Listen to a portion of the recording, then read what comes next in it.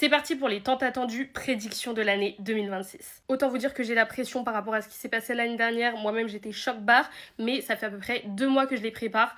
Pour vous dire la vérité, j'ai tout quasi effacé hier et j'ai tout recommencé. Écoutez, c'est parti et on commence avec Maybelline qui pour moi va sortir les Baby Lips à nouveau, genre ceux qui étaient tellement à la mode dans nos années d'enfance. Je pense que ça va réarriver, soit directement ils vont ressortir les Baby Lips, soit toute une collection avec le primer qui existait à l'époque, etc. Donc je pense qu'on est reparti sur des petits Baby Lips et je pense que ça va faire un carton aussi. Après ça, je pense que Yves Saint Laurent va sortir un nouveau mascara tout simplement parce que le Lash Clash, ça y est, ça fait un petit moment qu'il est sorti et je pars du principe où à partir du moment où tu te fais une clientèle fidèle, petit à petit, au fil des années, la cliente se défidélise.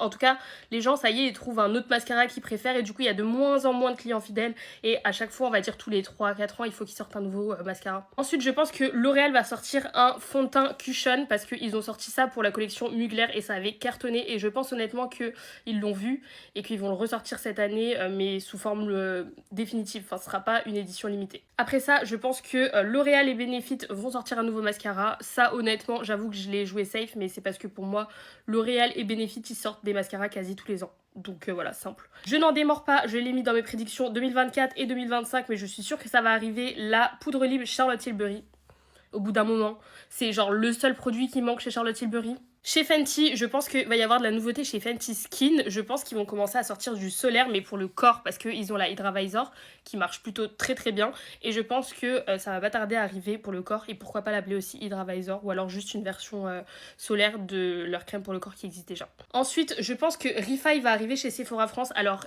j'ai mis à la base une deuxième marque, et je me suis dit c'est sûr qu'elle va arriver chez Sephora France et j'ai été obligée de la supprimer parce que la marque m'a contactée et oui, ils arrivent chez Sephora France. Sauf que j'ai signé une clause donc je peux pas vous dire. Mais je suis dégoûtée parce que je l'avais prédit.